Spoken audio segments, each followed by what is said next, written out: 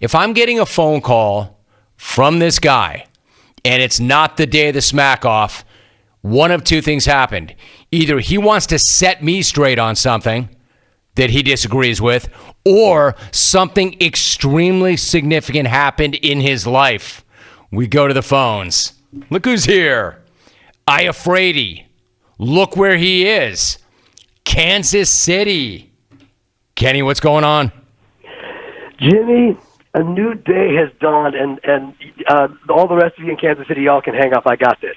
I should have known when it was 64 freaking degrees yesterday in Kansas City.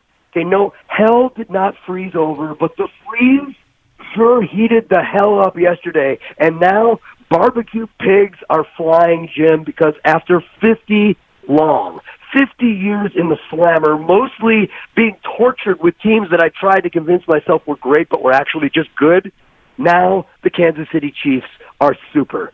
Now, Jimmy, I am an old dude, but not an old enough dude to have experienced anything but agony with this team until last night. My family moved to KC in 1973, and we promptly claimed our season ducats to, brand new sparkling Arrowhead, where we got to watch those legendary Chiefs of yesteryear: Len Dawson, Otis Taylor, Bobby Bell, Buck Buchanan. I got there just in time to watch them all be old and washed up. Okay, I spent my 9th birthday party playing football with all my little friends on the field at Arrowhead. I still have no idea how my dad made that one happen, but props to you, Dad. Okay, and then afterward, we all got to mug for the camera with Willie flippin' Lanier. Wow. Okay, no joke. So while I hold no hostility toward all the bandwagoners who have suddenly arrived on the Mahomes Express, there are a few of us who have lived through it all.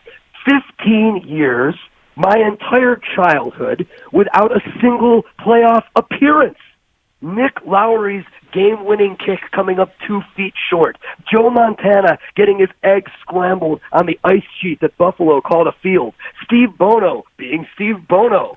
Lynn Elliott missing all 3 field goals when even one would have been enough. I lost playoff games where my team never punted, where my team never gave up a touchdown, where my team led 38-10, where my team gave up a touchdown on an opposing quarterback's pass to himself. Okay, you cannot make this crap up, Jim, all right? Everyone is focused on the 50 years, but it's not about the 50. It's about all the insane stuff that happened in those 50. Insane stuff that would extinguish the soul of any reasonable fan. But Chiefs Kingdom is not reasonable. We continue to believe that this was somehow a quirk, an accident, not fate. And then, as if the survivors like me had somehow earned our release from a dungeon in Gitmo, the 2017 NFL Draft was held. And lo and behold, the most comically snake-bitten franchise in sports selected Patrick LaVon Mahomes II. And now the Chiefs, synonymous for a half a century with inventing ways to lose that no Hollywood screenwriter would dare to script for fear of being clowned, the Chiefs are champs. And more than that, the Chiefs are that team, the one that opponents sit in the locker room after getting pantsed, wondering what the hell just happened. Go ask the 24-0 Texans, or the 17-7 Titans, or the 20-10 Niners. We just handed each one of them an old-style Chiefs torture chamber loss. We are the team that hands that garbage out now after 50 years of eating the garbage. And now it is Monday morning after a very long night at the Power and Light District in Kansas City with my 2 college-age sons. Boys, I had transmitted my family's congenital disease to as we screamed and drank and danced and wept until the wee hours. And somewhere along the way, Jim, it was impossible for us not to think at least a little about Todd Blackledge and Tyler Thigpen and Brody Croyle, about Deron Cherry and Kevin Ross, about Derek Thomas and Priest Holmes and Dante Hall, about Eric Berry and Derek Johnson and Tom Bahali and Jamal Charles. Somehow they were all there with us because the suffering was there with us. Every single torturous moment of it, and we would give nothing of it back. Because if you lived through it, as we did, last night was much more than sweet, Jim. It was transcendent.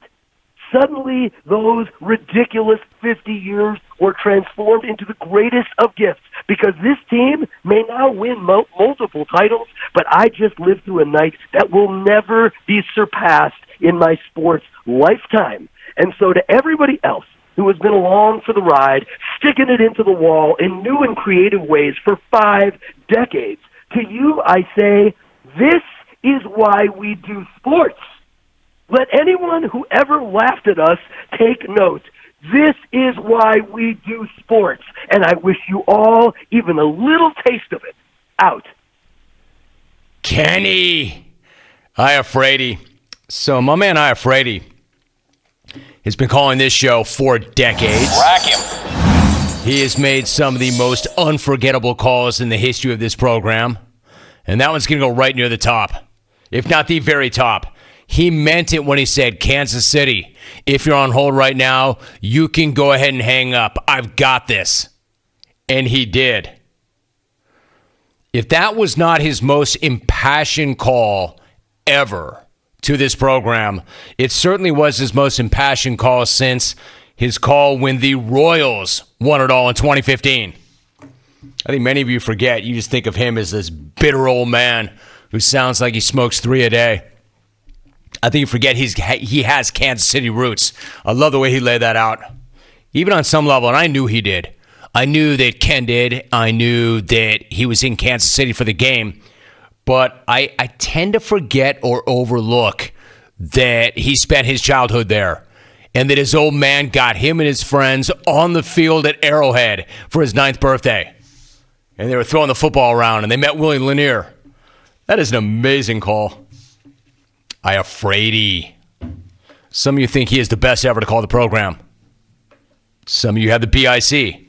Depends on your point of view. Depends what kind of call you're looking for. 1-800-636-8686. Believe me, you do not want to follow that phone call.